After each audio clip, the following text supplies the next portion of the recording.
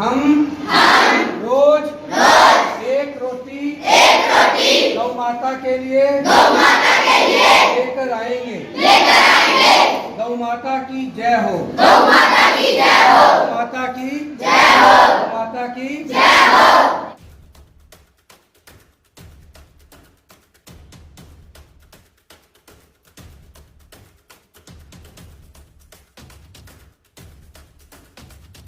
आज हमारे स्कूल में एक नई मुहिम चलाई गई है, जो कि हमारे स्कूल के प्रिंसिपल सर द्वारा चलाई गई है।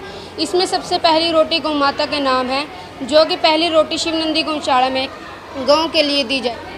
इससे हमें और हमारे स्कूल के विद्यार्थियों को यह मिलता है कि जो हम पहली रोटी हम खा सकते हैं और गौ माता को भी हम वो पहली रोटी दे सकते हैं, क्योंकि गौ माता हमारे लिए इतना सब कुछ करते हैं, तो हम गौ माता के लिए एक रोटी ज़रूर निकालें।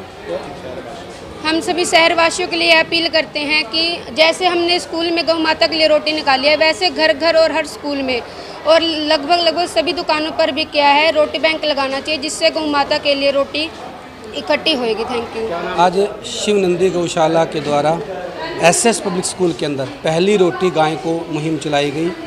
देखिए, जो ये संस्कार है पहली रोटी गाय को, जब बच्चे छोटे छोटे बच्चे अपने लिए तो रोटी लेकर आते थे, जब गौ माता के लिए रोटी लेकर आएंगे तो उनके अंदर एक देने का संस्कार पैदा होगा, और देने का जो एक संस्कार ऐसा होता है जो सर्वहितकारी होता है। दूसरा, बच्चों के अंदर सेवा भाव पनपेगा, एक दूसरे की मदद कैसे की जाती है ज़रूरत के समय में, बच्चे उस भावना को सीखेंगे। जब बच्चे सेवा भाव आएगा तो वृद्ध माता पिता की सेवा करना भी उनको सीख जाएंगे। उसके साथ साथ अब एक नहीं अनेक रोटियां, क्योंकि एक बूंद बूंद से सागर भरता है, जब वो रोटियां इकट्ठी होकर गौशाला के अंदर जाएगी, नंदीशाला के अंदर जाएगी और गौशालाओं में जाएगी, तो गौ माता को ये भरण पोषण का काम भी करेगी। अब देखिए कितने लाखों बच्चे हैं, अगर मैं कहता हूँ कि एक बच्चा अगर एक रोटी भी रोज लाए और लाखों रोटियां ऐसी हो जाती हैं, ये ज़रूरतमंद को और गोवंशों को मिल जाएगी, उसके भरण पोषण का काम करेगी। कैसे शुरुआत की गई है?